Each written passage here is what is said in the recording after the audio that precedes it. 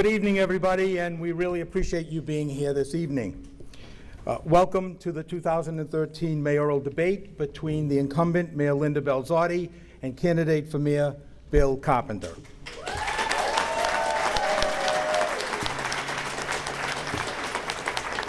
My name is Tony Simonelli, and I am the Chief Executive Officer of BAMSI, and it is our pleasure to co-host this event this evening with Massasoit Community College and the Brockton Enterprise.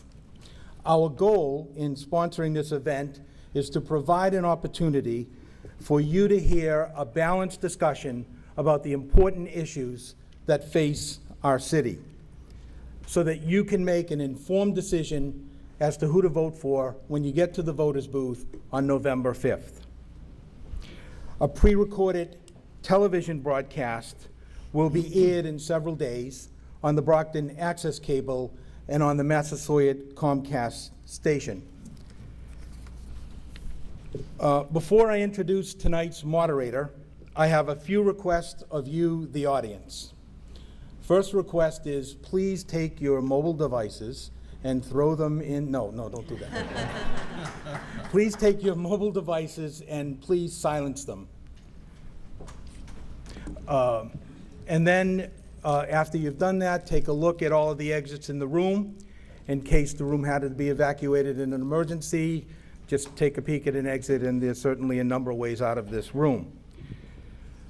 We ask you to remain seated through the entire debate, and we ask you to hold your applause during the debate as to not disturb the candidates, not distract people who are listening in the audience, so that everybody can say what they need to say and you all can hear what is being said clearly. So I appreciate your cooperation with this in advance. And now it gives me great pleasure to introduce the moderator for tonight's debate, Dr. Charles Wall.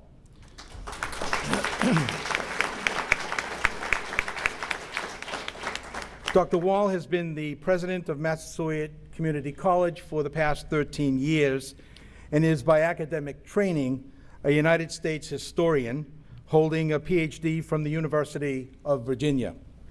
Since his appointment at Massasoit in 2001, Dr. Wall has expanded the college footprint into several South Shore communities. He has progressively advanced the academic standards and the reputation of the college, which has become one of the more respected community colleges in the entire Commonwealth of Massachusetts.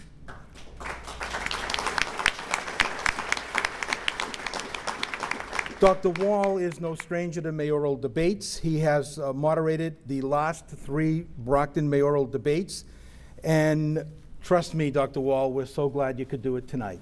Please welcome Charlie Wall.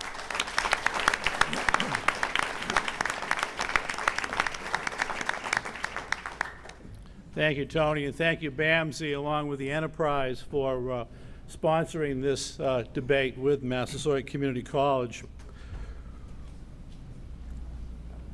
Well, welcome to the Conference Center. We're pleased to host this event.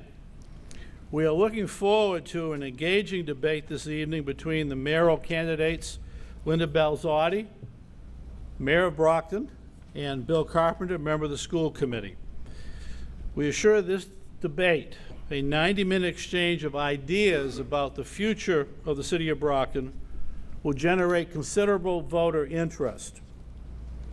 Amongst you, several hundred of you in the conference center here, I haven't counted heads yet, but I hope somebody will, but there's several hundred of you here in the conference center, and of course, as Tony Simonelli mentioned, a number of individuals will have the opportunity to view this debate on the Massasoit channel or Brockton Community Access channel, as the Massasoit television studio is recording this as I speak.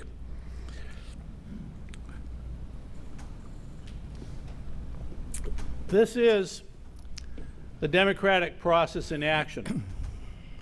I'm going to avoid any references to Washington, D.C. But this is, in Brockton tonight, the democratic process in action. Exclamation. Everyone will have the opportunity to consider the candidates, their issues, and then VOTE, vote, which is coming up very soon.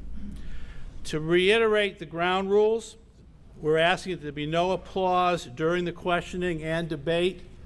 That's in the interest of the two candidates to allow them to fully express themselves on issues about the future of the City of Champions. There'll be time at the end for a robust applause for both candidates. And if good debates in the past are any indication, this debate will give a bounce beyond this hall as the candidates move on to the final stages of the campaign. I would also ask the candidates, in the interest of this full exchange of ideas and issues, to adhere to the time limits. We do have a color-coded, for those of you who can't see it, timer in the front, green, yellow, and that awful red, which signifies that the time is up. The moderator will be understanding only to a slight degree when we get to the red. And that's for the candidates to be able, again, as I say, to engage in a full conversation and debate on the issues. The order of opening statements was determined previously by a coin toss. Mr. Carpenter won the toss, and he is elected to go first. Each candidate will have 2 minutes for opening statements. Following the opening statements, there'll be our panel, and I'll be introducing the panel in just a second, will be asking questions of the candidates, and we'll call it round one, round two, etc. So there'll be a question posed to candidate A, who will have 2 minutes to answer. Candidate B will then have 1 minute for a rebuttal, and then there'll be 1 minute for a follow-up.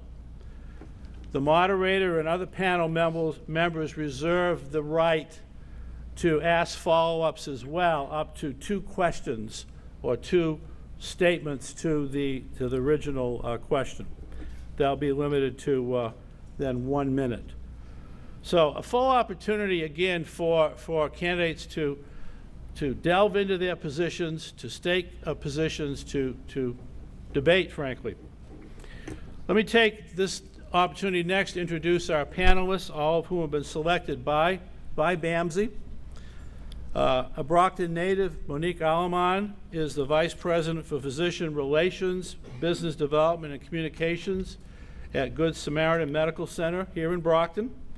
She's a graduate of Tufts University and has over 20 years' experience in sales, marketing, public relations, and community outreach in various health care organizations and not-for-profit and for-profit companies. So, Monique, I'm glad you're on the panel tonight.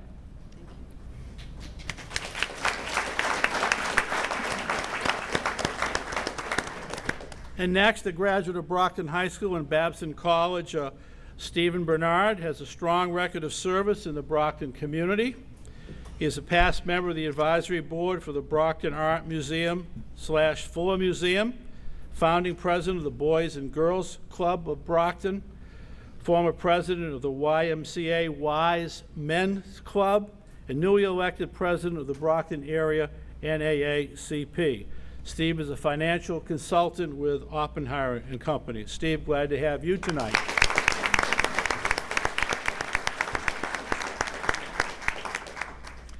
And last but not least, a 2012 graduate of Boston University, Morgan True, joined the enterprise this past spring. He's written for several New England newspapers, including the Worcester Telegram and Gazette, the Cape Cod Times, and the Quincy Patriot Ledger. Morgan spent this past winter reporting for the Associated Press covering the New Hampshire legislature. Morgan, good to have you.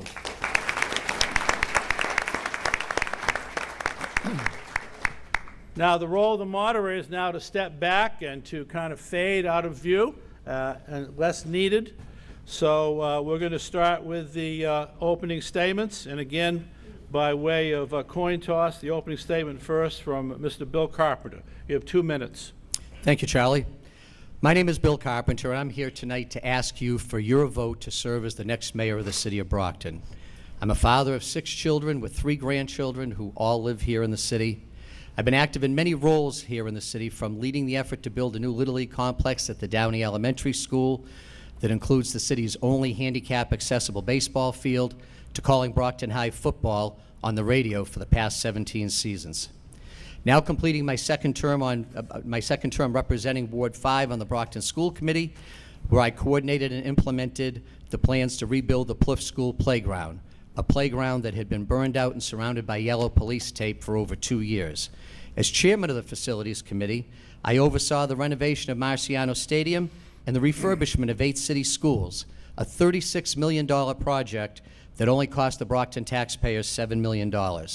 I also led the effort to establish the state's 4th recovery school, Independence Academy, for teenagers battling alcohol and drug addiction, and most recently we opened a refurbished B.B. Russell School.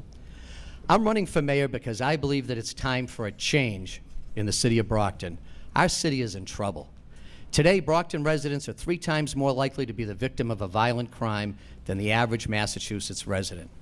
It's not just that murders are already up 50% over last year. Violence is a daily occurrence in Brockton. Just in the past few days, there have been 2 people shot, 1 person stabbed, along with 5 separate incidents involving gunshots being fired. The streets of our city are flooded with illegal guns and illicit drugs. We pay $6 million per year to a Korean company for desal water that we do not need and do not use, while property taxes are being increased to hand out pay raises. Tonight, I hope to be able to tell you about my plans to provide real property tax relief to Brockton homeowners, to create Brockton jobs for Brockton residents, to take back control of our streets and neighborhoods, and to bring real change to City Hall.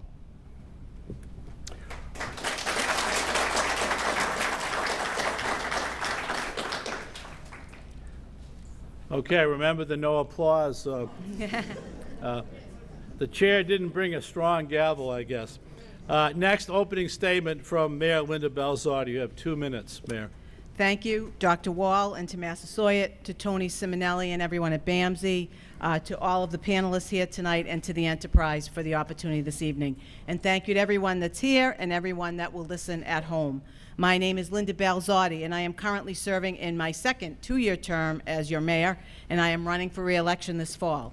I am running to continue serving as your mayor because I have a passion for leading this city. I am a lifelong Brocktonian. I grew up on Orange Street in Ward 4. I went through our schools and graduated from Brockton High School. I went off to Syracuse University, graduated, and came back to Brockton. And I came back because I love this city and I love its people.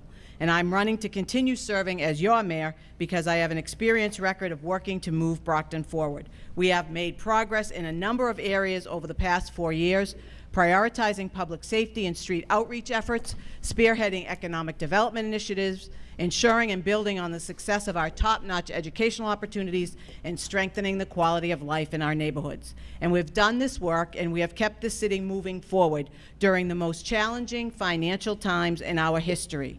This is the work that matters to our residents. It's the kind of work that is important to Brockton families, and it is the work we've done together over the last 4 years. But our work is not done. We still have more to do, and I look forward to continuing working with city residents, officials, and businesses to ensure a brighter future for all of us and our families.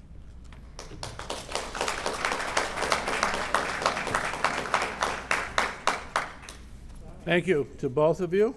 Now we turn to our distinguished panel for round 1. Again, each panelist will ask 1 question. Then there will be three segments to the response if the candidates so choose. And this will be the format as we go forward. So question number 1, again, this is by prior arrangement, is directed to Mr. Carpenter by Monique Alamon. Monique? Good evening, and thank you very much. Can everybody hear? Okay. I would appreciate it if both of you would answer this question, but I'm going to start with Mayor Belzotti. My parents immigrated from Panama about 50 years ago, and we're also lifelong residents. Cannot hear. Hello? Okay. There we go. Yeah, very close. Yeah. I would appreciate. If the moderator can intervene, the first question needs to be directed to Mr. Carpenter. Okay. Mr. Carpenter, as I was saying, my parents immigrated from Panama over 50 years ago, and they also were lifelong residents of Brockton, as am I, raising my 2 children. I have heard often people comment on the ethnic diversity of the city and how that has changed over the decades.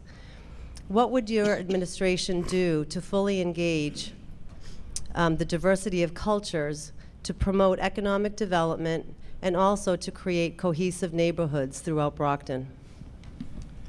Okay, well, I think that our diversity is the strength of this city. We haven't really been able to tap into that. As mayor, I would be a mayor who would truly represent all of the communities within the city. As I've traveled around for the last 8 months, a lot of communities in the city do not feel they're represented currently in city government. They feel unwelcome at City Hall, and they feel as though that they're not offered assistance when they have issues that they're facing. I mean, I think we have to start with the hiring practices in city government. I think communities want to see their people more represented working in city government. And I think it's time to start hiring people based upon what they know, not who they know. I think this is important. I think we also need more diversity on both the teaching staff in our schools and on the police department. I think that we need a leader who will step forward and work within all the communities in the city so that we all work together going in the same direction. Thank you. Mayor Belzotti, same question. Well, I have had the opportunity over the last 4 years to work with all of the communities in the city. We have worked very hard to appoint, as we've had the opportunity, people on boards and commissions who represent the city, because we know that those people living in the city now are our future, and we want them to be involved. We have not made a lot of hires in the city because we just haven't been able to, at least on the city side of government. School department's a little different. But in those opportunities that we have had, we have brought and hired people of color. We have reached out to our Cape Verdean community. We have reached out to the Haitian community. We have reached out to them both in terms of hiring and also in terms of appointments to boards and commission. We also welcome them to our office all the time.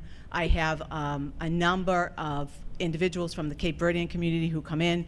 We have worked with business owners to straighten out problems that they've had, and we continue to improve upon those things that we've been doing. Some of the other things we're looking to do is to do more translation of our guides that we have to help make things easier, because we recognize that that is a problem, and we are working towards that. Mayor, I'm going to need to stop because the follow-up is supposed to be one minute, and after the original question. sorry, I didn't watch the clock. Right. I apologize. Not a problem. I We're just all getting warmed up. we're all getting used to the format tonight. So So I have rebuttal now, Charlie? you have another minute. Yes. Okay. Well, I'm not sure exactly where all these folks are in City Hall, because I've heard hundreds and hundreds of complaints from folks who tell me that when they try to get assistance in a city department, quite often, if they're not fluent in English, there's no one there to help them with translation, and they're made to feel very unwelcome. We need to proactively be reaching out to the communities, as we did. I co-sponsored on the school committee funding a couple years ago for our Family Connections program. That's now been expanded to 3 schools that offers ESL classes in these schools for parents of students. This has been a huge help in engaging parents and families and getting them involved in their schools. I've also heard from many, many minority-owned businesses. I walked one end of Main Street to the other over the last 2 Saturdays, who feel as though they're treated unfairly. They're not playing on a level playing field when it comes to issuing of licenses and enforcement of laws. Did you want to any further follow-up from the panel on this one? Yes. It just so happens that the next question I was going to ask covers some of the same areas. So instead of it being my first question, I'll let it be a follow-on. The question is, how will you attract minority candidates, and what procedures are you willing to put in place on a city basis to attract candidates? What policies and procedures are you willing to put in place to attract minority candidates.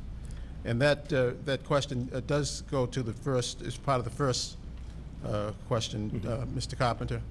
Each candidate will have 1 minute now for this follow-up question for question. I'll tell you very When you quickly want me to put something in that I place? have done on the school committee, and that is that I proposed that we develop a program to mentor and develop our own future teachers right out of Brockton High School. And I proposed this 4 years ago as a Brockton alumni program where we would help Brockton High graduates financially attending Bridgewater State College to concentrate on a career in public teaching, and that they would get money to help pay for their education in the form of a loan that would be forgiven if they come back and teach in the Brockton Public Schools. I think the best way for us to get employees and teachers who reflect the community is to hire from within the community, and this is a proactive step that I proposed that would solve the issue of having the teaching staff more accurately reflect the community, but also do it on a basis that it helps all Brocktonians and be available to all Brockton students. In terms of public safety, with both chiefs, each time we have had hires, because that is in one of the areas where we have had more hires than anywhere else in city government. In terms of the police department, we come under the Castro decision. So we always, as we hire, 1 for 4 needs to be a minority officer.